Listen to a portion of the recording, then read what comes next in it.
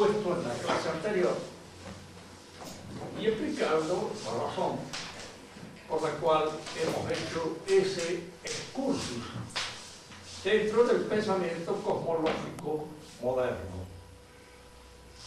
En esta tesis es donde nosotros advertimos el sentido fundamental de la interpretación que hace Santo Tomás del ente físico, compuesto de materia y forma.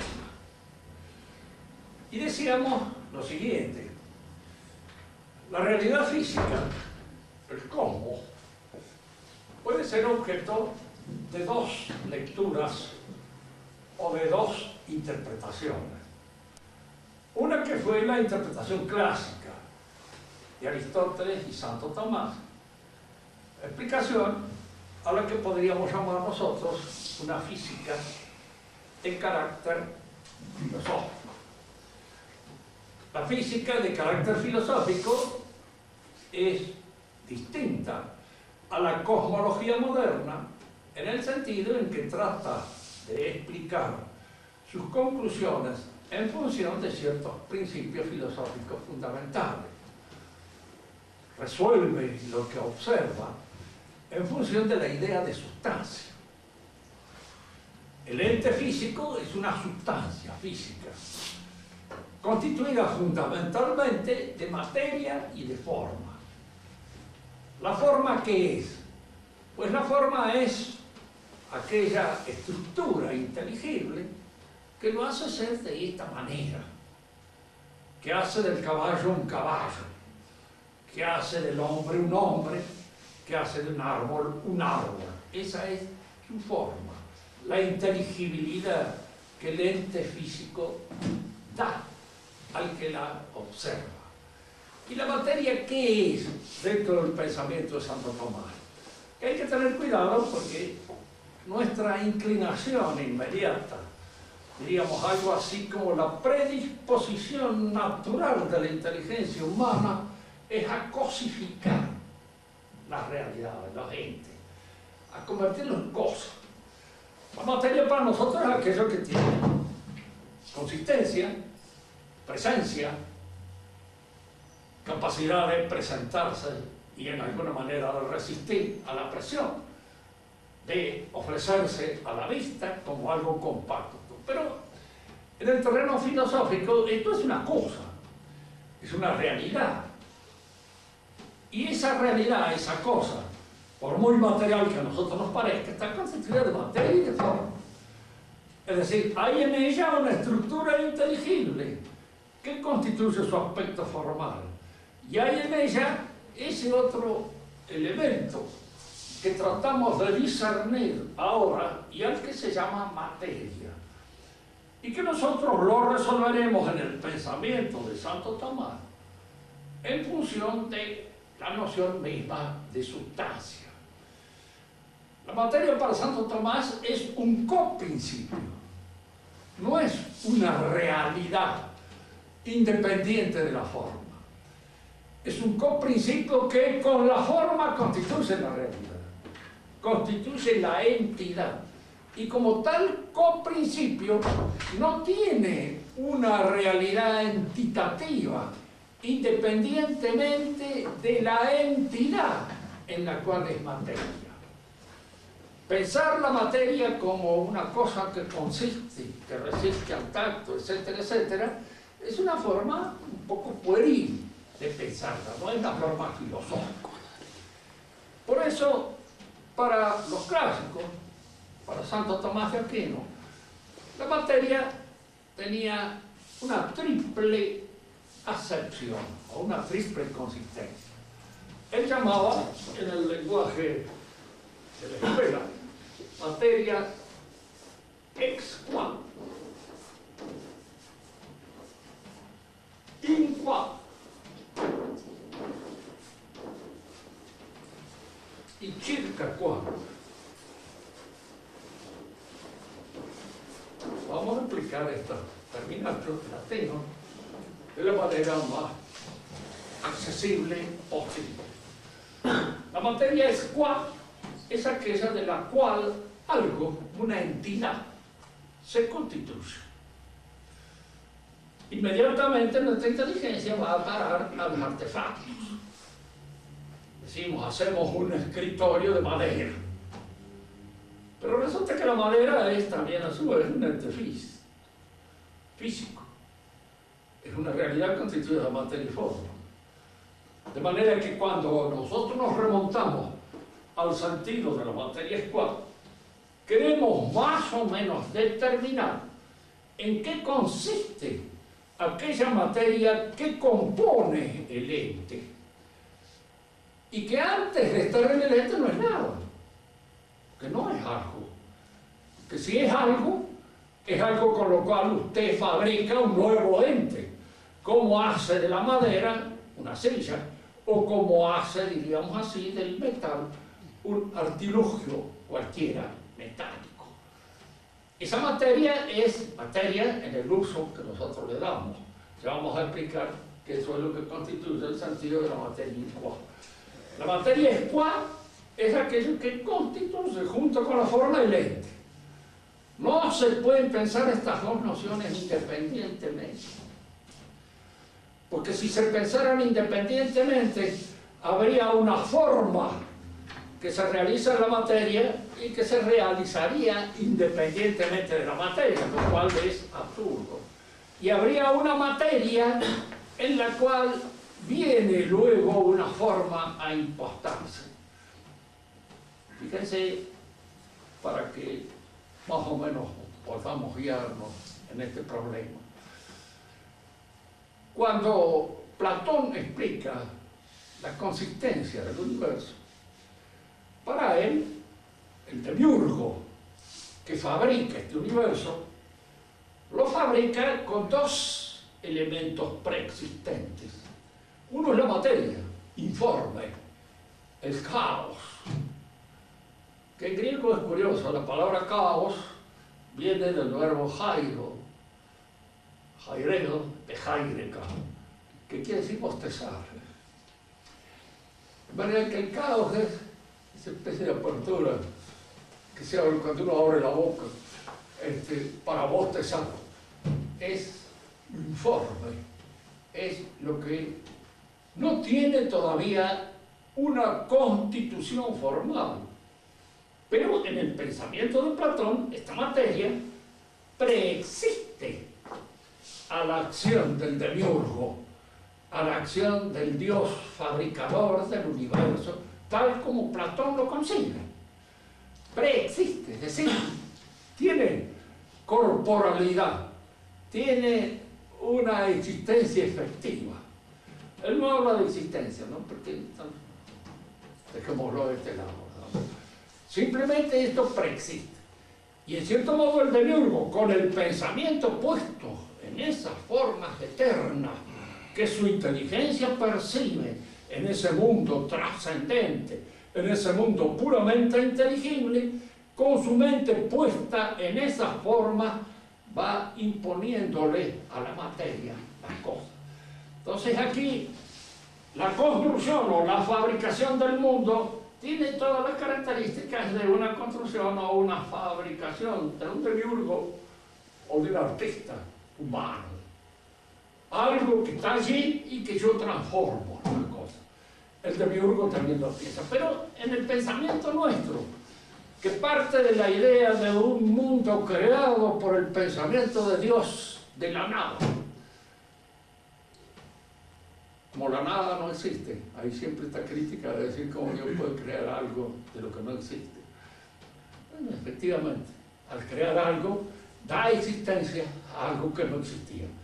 Y al dar existencia a algo que no existía, esa existencia supone la materia y la forma al mismo tiempo.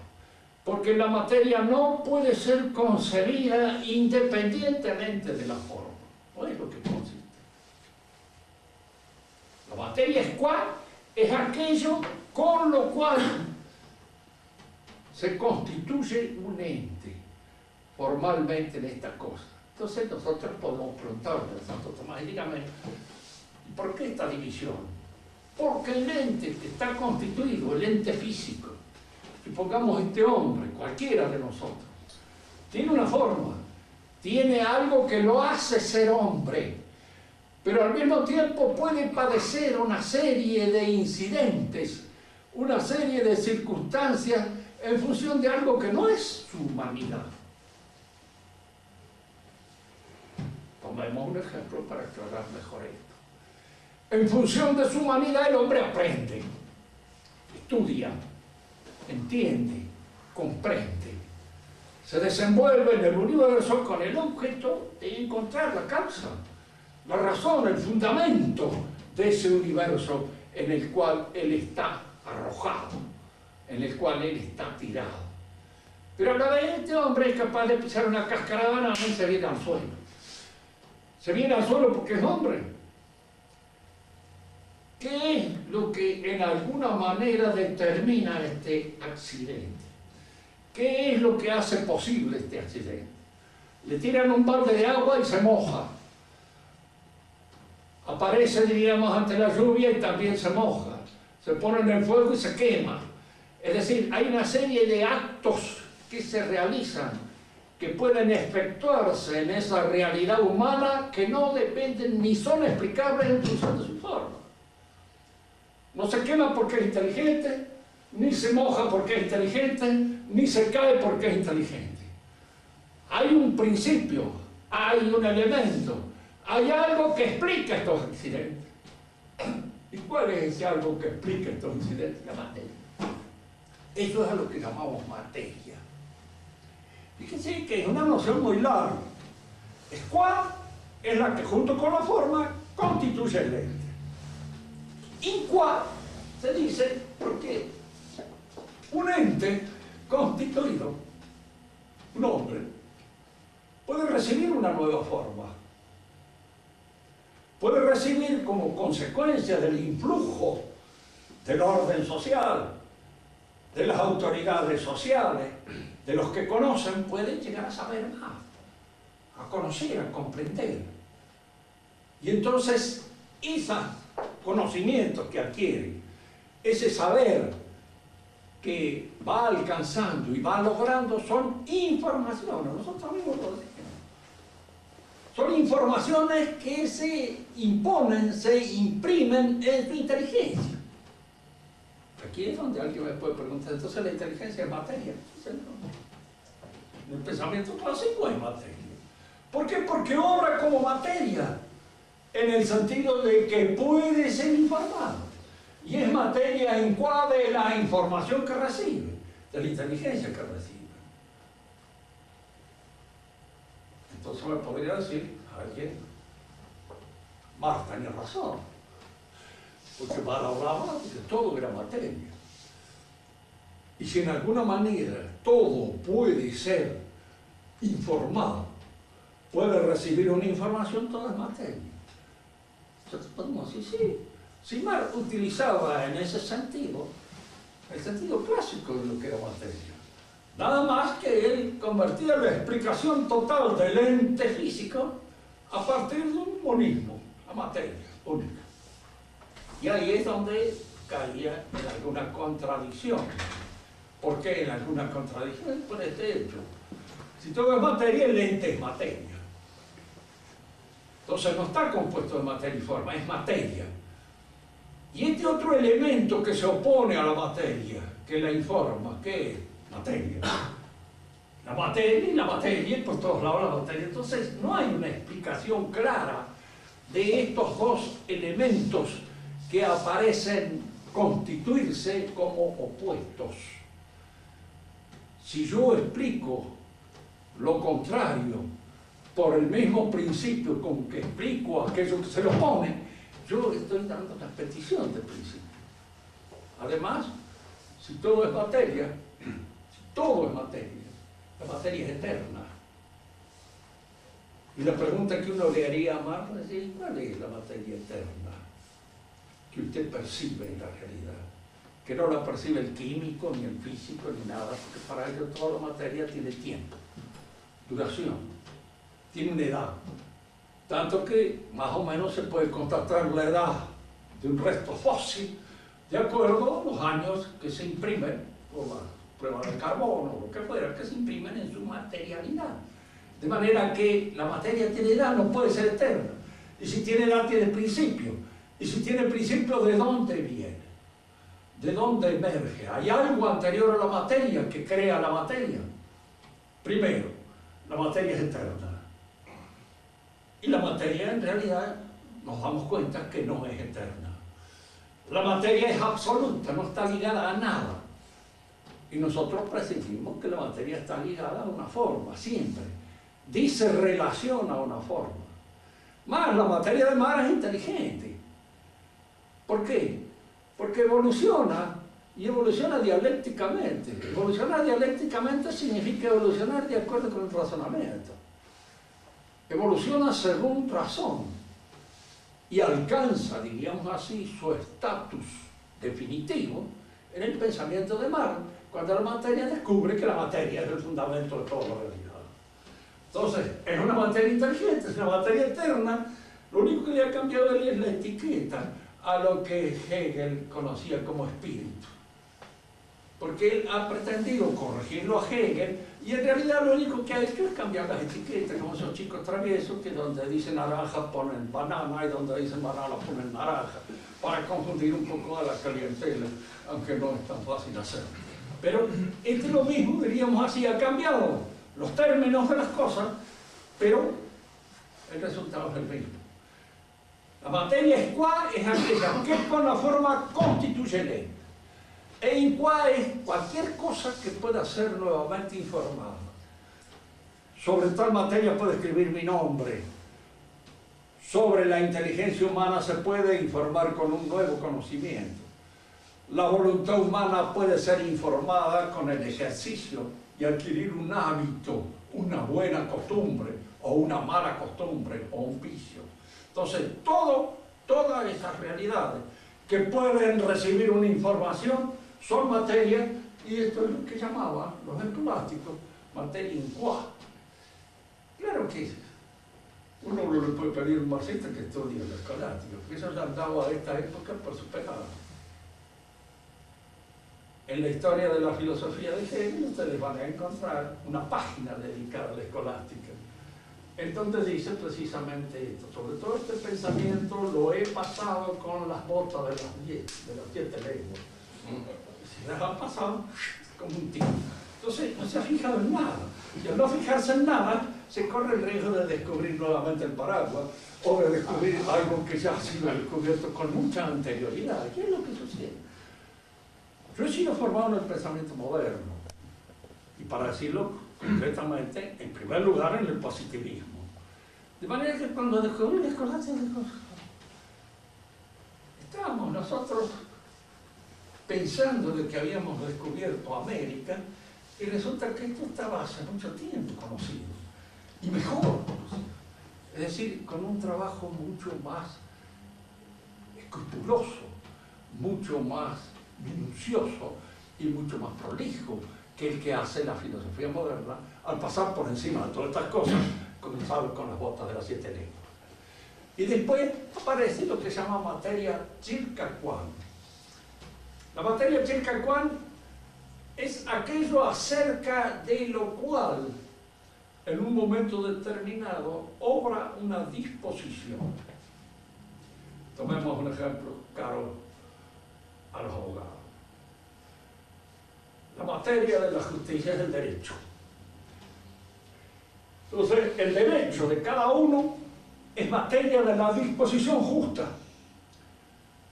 Obro justamente cuando le concedo a este, según su derecho, el derecho que le corresponde, el derecho que tiene. Y ese derecho de este con respecto a mi actitud es materia Chilcacuán.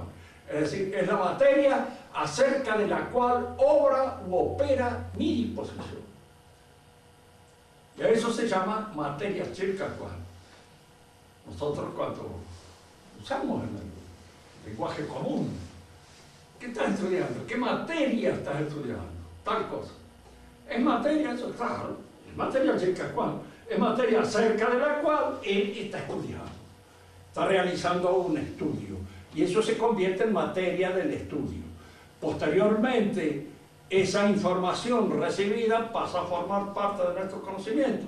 Se convierte en nuestro conocimiento en ciencia, en saber, y esta es una nueva información que recibe nuestro intelecto, en tanto el intelecto también es materia capaz de recibir información.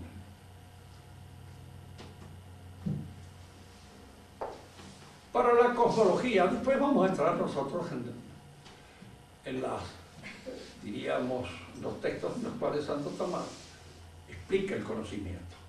Por el momento lo dejamos así. Pero vamos a explicar cuál es la diferencia que hay entre esta manera de razonar acerca de la realidad, que es típicamente filosófica, y la manera moderna de razonar. En la clase anterior algo anticipamos, pero puede haber quedado algo un poco oscuro. La pregunta primera que se me podría hacer es esto: ¿qué importancia tiene el conocimiento de la cosmología moderna en el desarrollo del pensamiento que se llama de la posmodernidad? La cosmología moderna o la física matemática es la ciencia rectrix del pensamiento moderno, es la que le sirve de ejemplo, de modelo, en la que de alguna manera los pensadores toman como modelo fundamental. Y de alguna manera las otras ciencias, incluso aquellas ciencias que se llaman sociales, humanas, porque ahí se le pone el nombre, imagínense que hay ciencias sociales. ¿Cuándo alguien habrá descubierto que hay alguna ciencia que no lo sea? Yo digo porque si no son sociales, entonces es una ciencia que sale del propio monólogo que uno realiza con uno mismo. Eso puede suceder con el ángel, pero con el hombre no, porque el hombre es dialógico y es social por naturaleza. De manera que toda ciencia es ciencia social. Toda ciencia es, en alguna medida, el resultado del esfuerzo de mancomún de los distintos hombres. Y no solamente de los hombres en esa relación horizontal entre los contemporáneos y los que aprendemos unos de otros, sino también en esa relación vertical de los que aprendemos de los que han muerto. Retirada la paz de estos desiertos con pocos, pero buenos libros juntos, vivo en conversación con los difuntos y uno en mi voz y a los muertos. Decía el Quevedo, ¿cierto? Y de alguna manera estaba indicando cómo en esta lectura yo converso con los que han muerto. Y de alguna manera en mis voces uno aquellos que han muerto y que aparecen convocados ahora en esta lección, porque asoman acá y acá asoma su pensamiento. Y está ese pensamiento. Es decir, nosotros no podemos encontrar una ciencia que sea el resultado solitario de alguien que se aísla totalmente de los demás. Algo hay en esto en Descartes. Y como consecuencia de la actitud de Descartes se ha propagado a todo el mundo. Pero Descartes era un hombre inteligente, sabía matemática. Y la matemática que sabía, nunca se le ocurrió pensar de que, hagamos de cuenta que nadie ha hablado de matemática nunca en el universo. No dijo eso. ¿Por qué? Porque eso le hubiera parecido una estupidez infinita. Lo dijo con respecto a la metafísica. ¿Por qué? Porque le pareció que todos los demás eran unos estúpidos infinitos. Y al pensar que todos los demás habían dicho puras tonteras en materia de metafísica, él se le ocurrió empezar a foja cero. Es decir, de nada. Aquí nadie dijo nada, aquí nadie pensó nada. Todos los que pensaron son unos zanahorias. Y de alguna manera es mi pensamiento el que va a edificar la nueva gnosis. El mundo moderno toma entonces a la cosmología moderna como ciencia rectrix, como ciencia modelo. Pero ahora es una ciencia que actúa de una manera, me voy a explicar un poco mejor que la otra vez, porque quedó un poco aquí en oscuro. Yo puedo descubrir la inteligibilidad de un fenómeno observándolo a ojo de buen cubero. Si uno me dice, ¿qué es descubrir la inteligibilidad? Bueno, es muy simple. Vamos a tomar un ejemplo lo más sencillo posible. A igual a B. B igual a C. Y A igual a C se me impone inmediatamente. Eso es una inteligibilidad. Esto es inteligible así, a prima facie, inmediatamente. Esto surge de esta relación, simplemente. En el orden de las observaciones, hay muchas veces que también la razón de una cosa se me aparece de modo inmediato. Supóngase que estoy estudiando las hojas de una planta, discuto con alguien qué forma tienen, de qué manera la resuelvo, observando, viendo, a ojo de buen cubero. Porque a ojo de buen cubero las plantas me ofrecen su hoja como lanceolada, como acorazonada o como de otra forma cualquiera. Y el resultado, diríamos así, lo podemos ver a simple vista. Un médico habla con otro, pueden estar, diríamos así, en contradicción con respecto al diagnóstico que hacen con una enfermedad, pero la enfermedad de alguna manera se manifiesta en una serie de síntomas, que son palpables, observables, visibles, sea a ojo de buen cubero o a través de un aparato, como puede ser una radiografía o lo que fuera. Pero estos son los elementos que tenemos para la observación y la inteligibilidad surge de esa observación inmediata. ¿Esto se entiende? Entonces el esquema racional que yo hago de lo que acabo de observar es un esquema que está supeditado a la buena observación del fenómeno. Pero aquí es donde nosotros entramos en el terreno moderno, que es un poco más difícil, porque ya lo que observo no aparece directamente ante mi sensibilidad. Si la observación que yo hago es en el terreno macrofísico, astronómico, o microfísico, lo que constituye la constancia, la estructura misma de la materia, a lo que llamo materia, del átomo, de las cosas, en estos dos terrenos los aparatos registran fenómenos que tienen que ser considerados en el aparato. No son vistos por mí, no son directamente observables. Son observables a través de un aparato. Yo debo leer lo que el aparato dice, interpretar el aparato y luego imaginar un ente de razón con el propósito de dar cuenta y razón de ese fenómeno que observo. Porque el fenómeno no es directamente captado. Entonces aparece allí la necesidad ineludible de inventar un modelo matemático para imaginar ese fenómeno y más o menos dominarlo. Si yo le preguntara a un físico moderno y dígame cómo en la actualidad se establece el criterio de verdad de una ciencia física matemática, ¿cómo yo puedo saber que es verdadero ese modelo? Y en la medida en que los fenómenos indirectamente observados sean explicados por ese modelo, el modelo sirve. Si aparece por ahí un fenómeno que registra el aparato y que el modelo no explica, el modelo terminó. Hay que cambiarlo con otro, formular otro modelo. Eso en primer lugar. En segundo lugar, entonces, es de que el modelo es una creación de tipo matemático. No surge espontáneamente, así como surge la explicación de esto, de la observación directa de la cosa, porque la cosa no es observable directamente.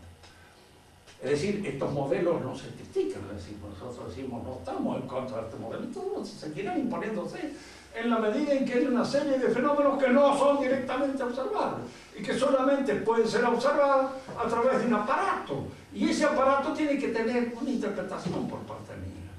Es decir, tengo que tener un conocimiento teórico de la construcción del aparato para saber qué es lo que el aparato observa y qué es lo que el aparato ve, y luego hacerme una composición o dar una explicación de esos fenómenos registrados por el aparato, pero esta explicación es modelar, es decir, es invención de la mente matemática, es creación matemática.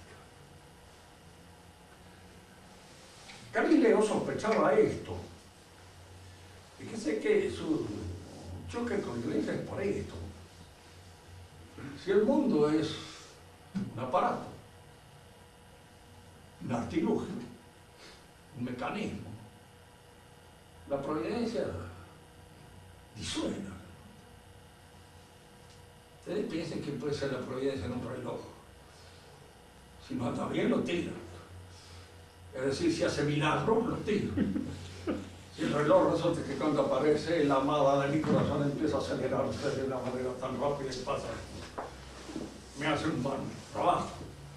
Entonces, si el mundo o el universo era un aparato, la providencia divina no tenía mucho que hacer allí. Porque para el pensamiento tradicional clásico, el universo está sostenido por la inteligencia y la voluntad de Dios, como está el discurso sostenido por la inteligencia y la voluntad del orador. Fíjense que este es el elemento más parecido. ¿Por qué? Porque el orador muy bien sigue leyes. Tiene que hablar su idioma bien hablado, organizar sintácticamente sus periodos, organizar lógicamente sus argumentaciones, todo eso son leyes, pero puede alterarla. Si quiere de alguna manera hacer que un aspecto de su discurso resulte más claro que otro, y entonces lo altera. ¿Por qué? Porque el discurso está dominado por su inteligencia y su voluntad. Pero si en vez de un discurso es un aparato, cualquier intervención mía en ese sentido destruye la mecanicidad del aparato.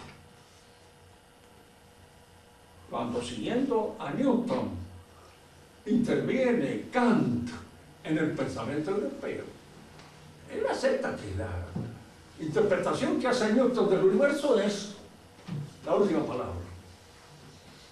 Y sé que con él empieza esto de la última palabra. Así, esta es la última interpretación, todo lo demás queda caduco. Y si esta es la última interpretación, el universo, el mundo, tal como aparece ante nuestra consideración, es un modelo matemático de fabricación humana. Y esto es lo que Kant nos va a decir. Y va a tratar de explicarlo de la manera, diríamos, más racional posible, dando también una interpretación según un modelo explicativo, de acuerdo con estos otros modelos matemáticos. Muy bien. Admitamos que no hay más remedio para ciertos fenómenos que aplicar esta forma de pensamiento de tipo matemático, de tipo modelar. Pero usted traslade esta forma de pensar a las cosas de las realidades humanas.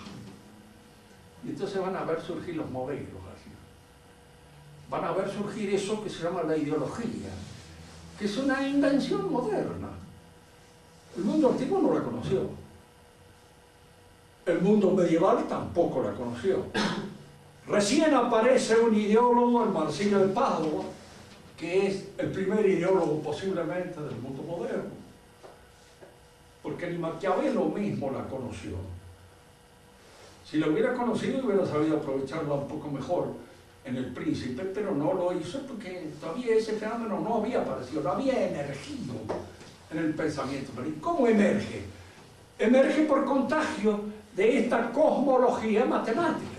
Entonces, si yo aplico a las ciencias sociales la misma medida, es decir, al conocimiento de la sociedad, aplico los mismos métodos que aplico a la cosmología, es perfectamente posible inventar un modelo humano en función del cual los hombres logren realizar una efectiva convivencia sin estridencia, sin contradicciones, sin inconvenientes. Y aquí nace todo eso.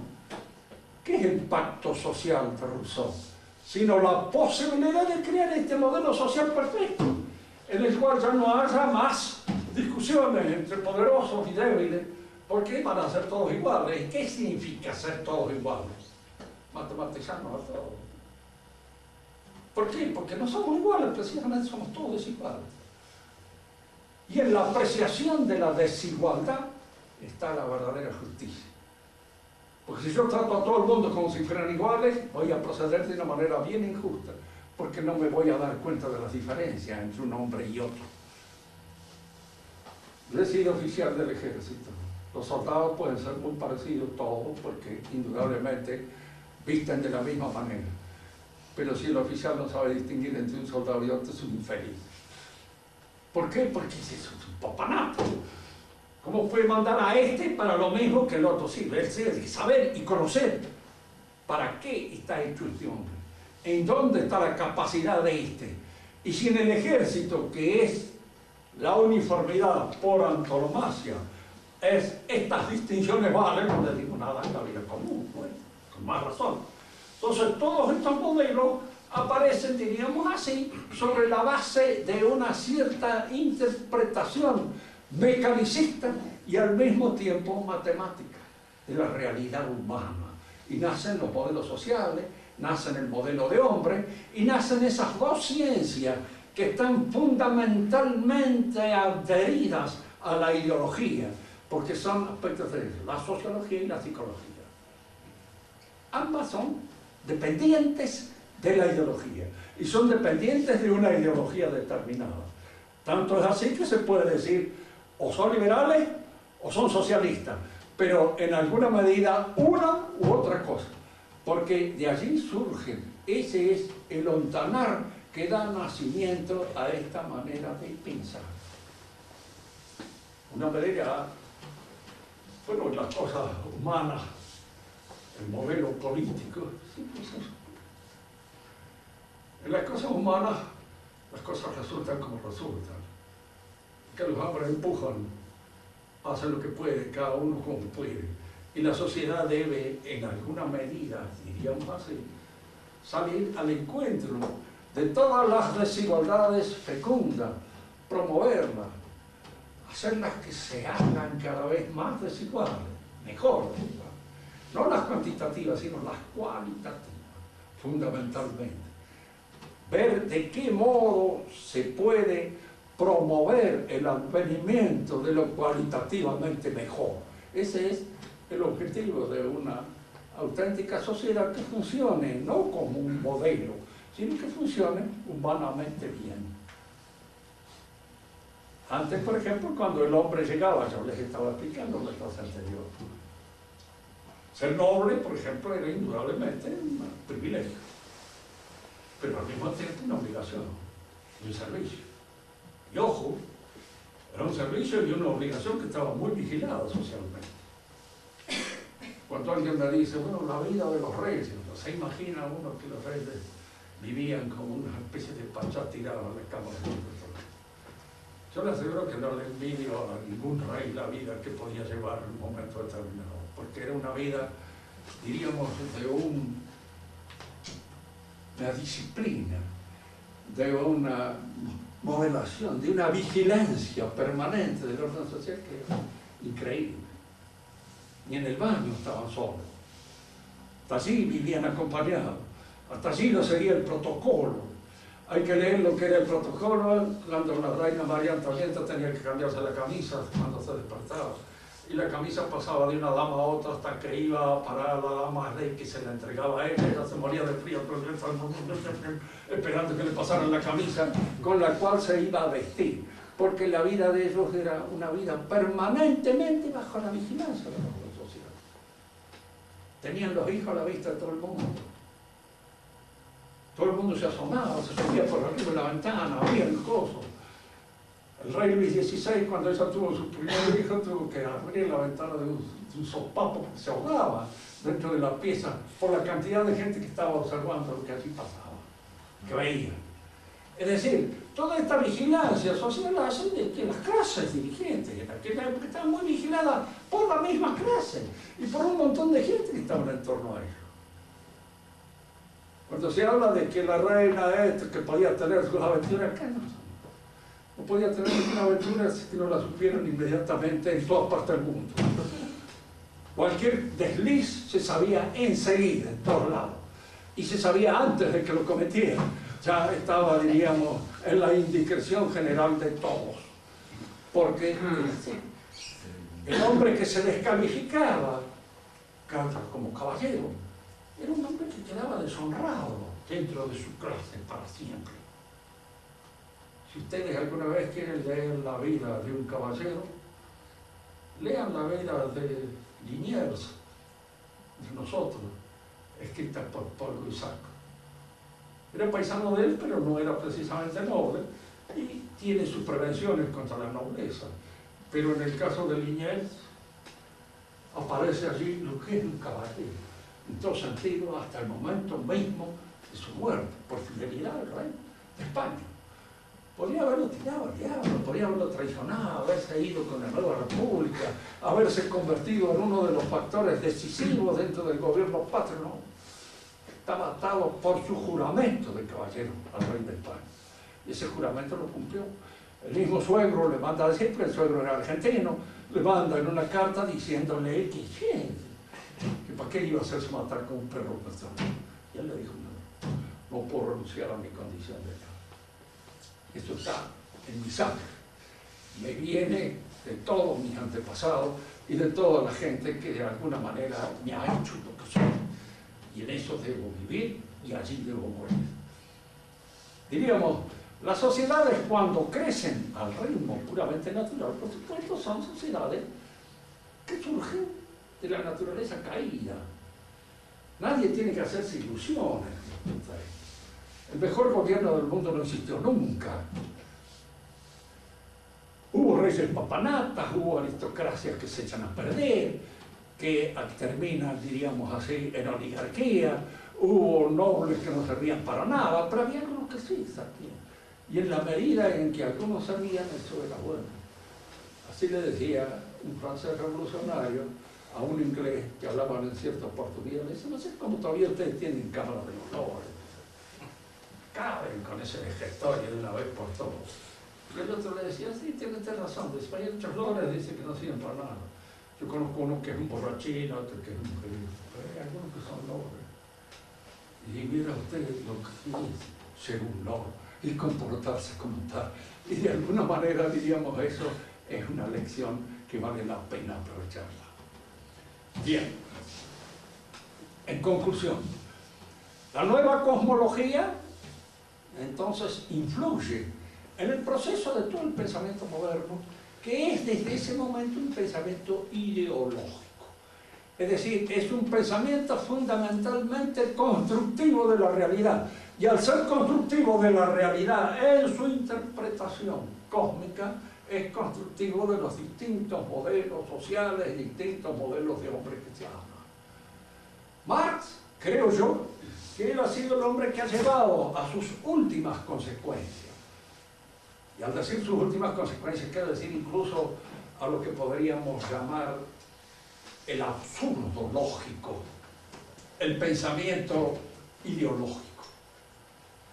Cuando él dice de Hegel, en la tesis 11 de las tesis sobre Feuerbach, hasta este momento el mundo ha sido pensado por los pensadores.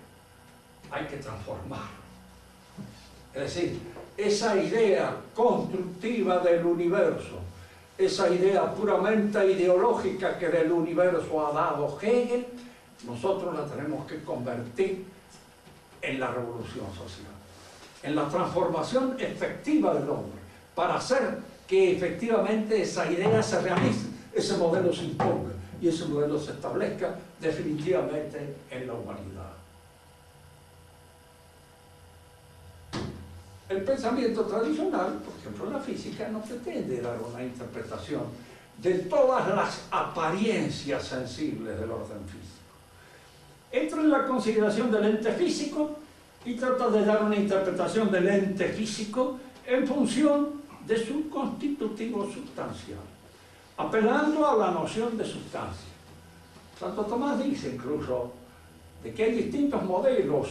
Ya en la época de Santo Tomás, siglo XIII, se sabía eso, que hay distintos modelos que interpretan las realidades sensibles. Está el ptolomeico, estaban en esa época el de Aristóteles, estaba el de Platón, había varios. Todos esos podían ser, y no podían ser. Santo Tomás dijo, son modelos con los cuales se da una interpretación de las apariencias sensibles del mundo. ¿Cuál de ellos es el que se impone? Ninguno. ¿Por qué? Porque todos pueden ser cambiados en cuanto se observen otros aspectos que no están incluidos en esa modelación, en esa observación.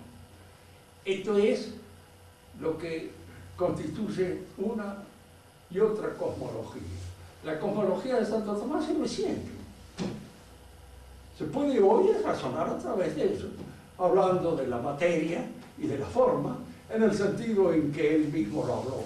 Y las cosmologías modernas, las cosmologías fundadas en la ciencia física matemática, cambian permanentemente como consecuencia del cambio de la observación de los fenómenos según la invención de algunos aparatos que antes no se conocían y que hoy me permiten ver ciertas cosas que antes no se veían. Si ustedes necesitan aclarar algún aspecto en esto que hemos dicho, les voy a agradecer que lo hagan, porque en este momento estoy en posesión de un aparato nuevo y oigo como un tísico. Creo yo. De cualquier manera, hablen con la mayor claridad posible. A ver, Clarita.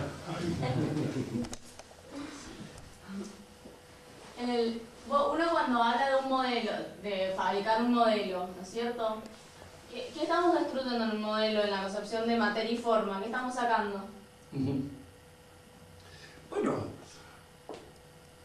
eso es otra cosa aparte, porque el modelo aparece, diríamos así, justificándose no ya en la teoría ni en la praxis, sino en la poiesis, es decir, en el trabajo artístico. En el trabajo del arte donde el modelo aparece y la fabricación de este artefacto conforme a un modelo plausible.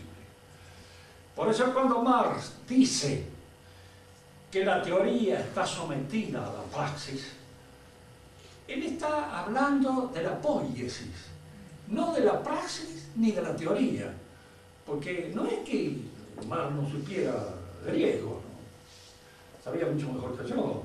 Había ido a un lindo colegio donde se pagaba y estaba bien provisto de todos los conocimientos, diríamos, que eran necesarios, sino simplemente porque en griego mismo estas palabras pueden tomar distintas acepciones según la tradición filosófica en la cual se inscriben. La poiesis es todo lo que corresponde al trabajo que el hombre realiza sobre la realidad, técnico o artístico. Y entonces, en la poiesis, en el acto poético, hay una primera función modelar. Este hace el modelo de una casa y después la construye.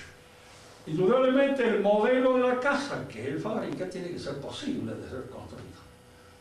Tiene que tener en cuenta la existencia de los materiales, de esto, de lo otro, de muchísimas cosas que el arquitecto piensa y toma en cuenta. Entonces, el modelo, el aspecto modelar, está sometido a las posibilidades prácticas de su realización. Como Marx al modelo le llama teoría y a la fabricación le llama praxis, él somete la teoría a la praxis. Pero en realidad no está hablando ni de teoría ni de praxis, porque la praxis no es eso que él dice, ni la teoría es eso que él dice. La teoría es el orden que en la realidad nosotros descubrimos como surgido de la realidad misma. Es decir, el orden de cómo funciona nuestro organismo está impuesto en nuestro organismo.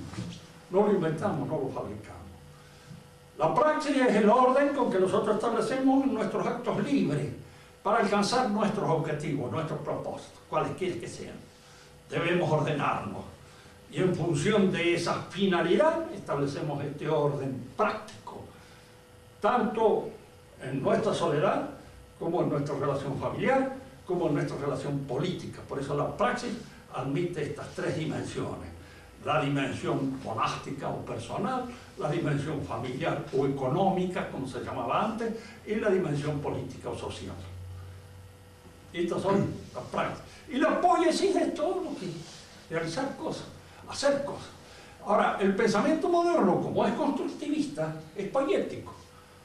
No hay más teoría y tampoco hay más praxis, hay poiesis.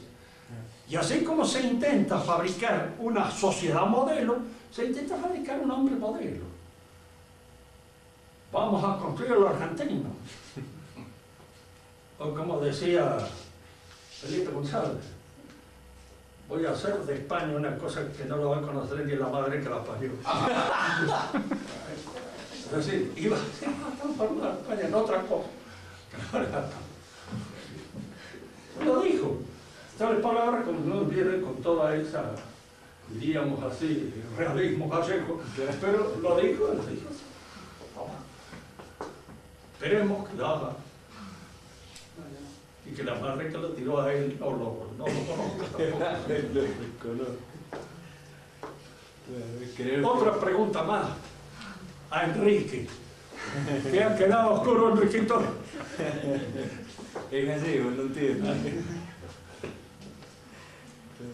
Es querer forzar a la materia a que sea capaz de ser forma.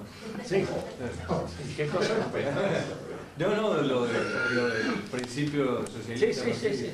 Es forzar a la materia en la unidad limórfica. La materia y forma son dos nociones, dos principios, no elementos ni cosas, que eso es lo que hay que tratar de sacar de la mente, ¿no es cierto? O sea, con un poco de ejercitación uno logra pensar la materia no como la pensamos habitualmente, pero en cosas.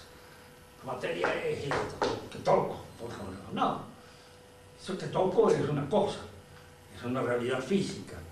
La materia es un aspecto que está contenido en esa realidad, que está allí, presente, y que es lo que hace que esa realidad tenga tales o cuales, diríamos así, que es lo que podríamos decir, tales o cuales cualidades, que dependen de la materia, y no de la forma.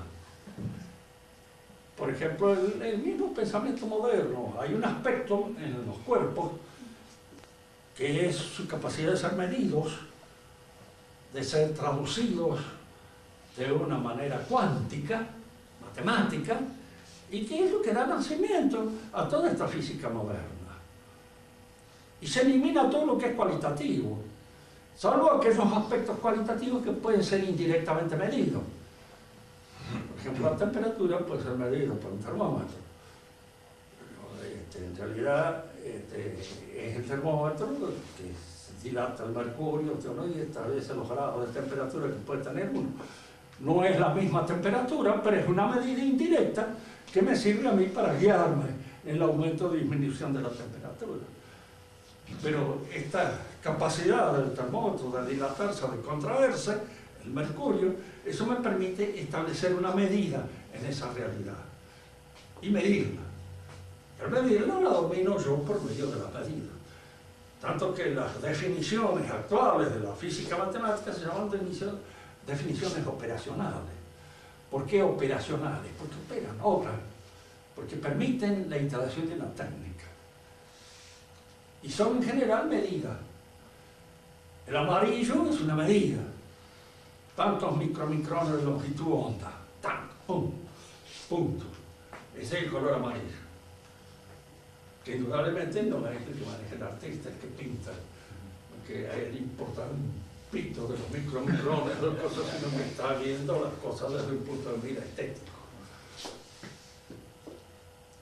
Otra pregunta.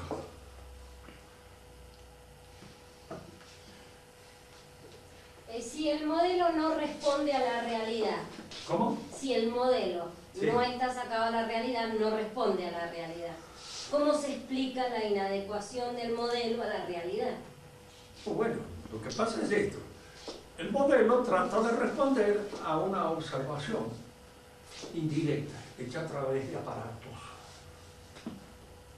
Pretende ser real en la medida en que ese modelo me sirve para manejar ciertos fenómenos de la naturaleza. Usarlos técnicamente. Tomemos, por ejemplo, un ejemplo. El modelo psicológico del freudismo. Fácil de explicar. Porque es casi mecánico. Usted se casó con, ¿cómo era su mamá? Rubia, y usted se casó con una rubia, el complejo de Edipo. No, no es rubia, mi esposa es negra, el complejo de Edipo porque usted hizo para rechazar, entonces siempre es el complejo de Edipo el que usted tiene. Y al último hay que aceptarlo, sí, tiene razón. La diferencia es que Edipo no tenía ningún complejo de esa naturaleza. Porque Edipo metió la pata nada más por razones de ambición al casarse con una vieja. Pues como quieren que sea, decir a la madre debía llevar 15, 16 años, por lo menos.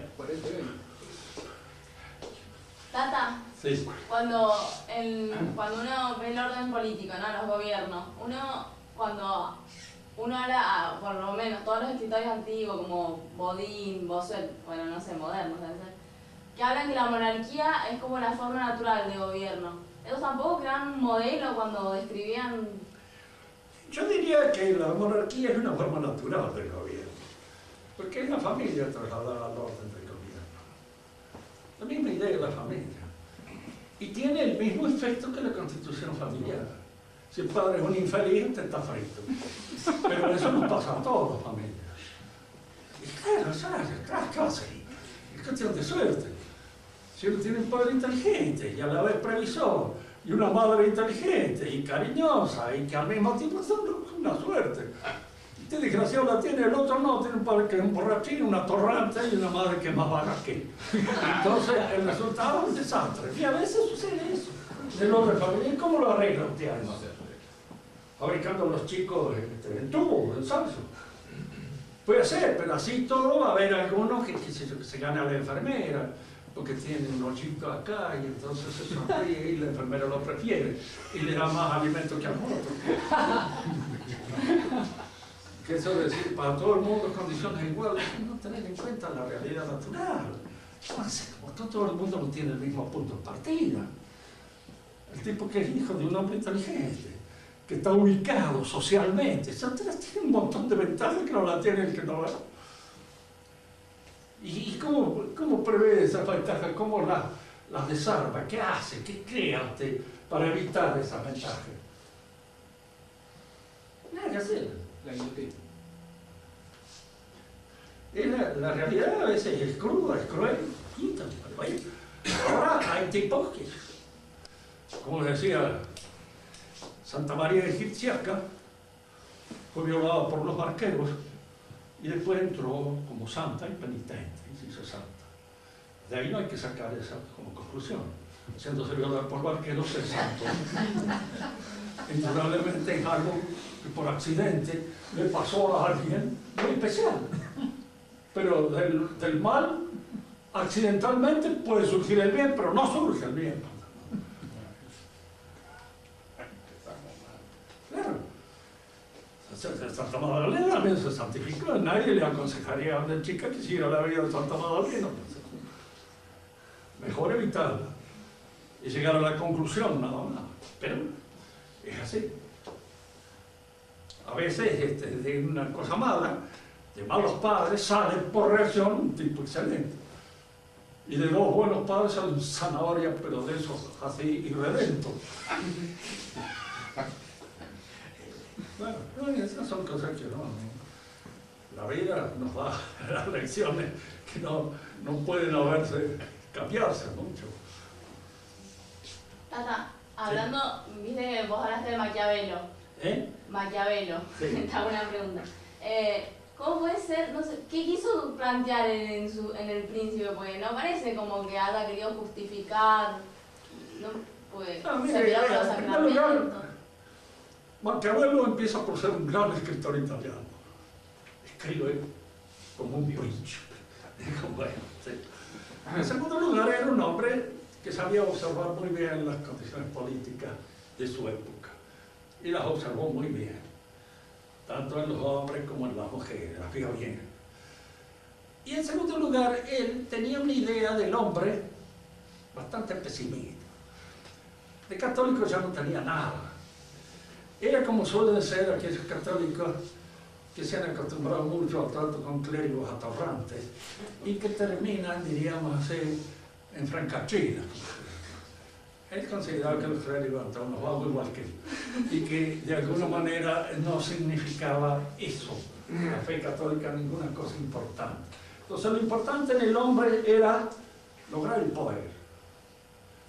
¿Cómo se hace para conseguir el poder? Ese es el objetivo del príncipe. Y el príncipe trata de dar una serie de recetas por las cuales el poder se consigue, se conserva y se mantiene. tal es la receta. Porque el hombre que vale es el hombre egregio, el que se impone. Y el que se impone, ¿cómo? Subiéndose sobre los lomos de los imbéciles. Y eso es inevitable. Y el resto es nada. El resto es sonsaje mirón, no más que está ahí, lo cual hay que aprovecharse de eso de la mejor manera posible. En realidad es una visión pesimista del hombre, hecha y una visión del cristianismo falsa. Porque él ya en la, digamos así, en los cursos de Tito Livio, él habla de que es mucho mejor instrumento para la política el paganismo que el cristianismo.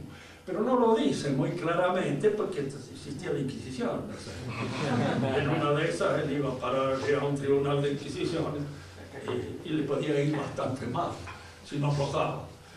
Entonces, él se arrepentía y decía, mire, no, estás haciendo acá un momento de delirio. No perdonaba ni se iba.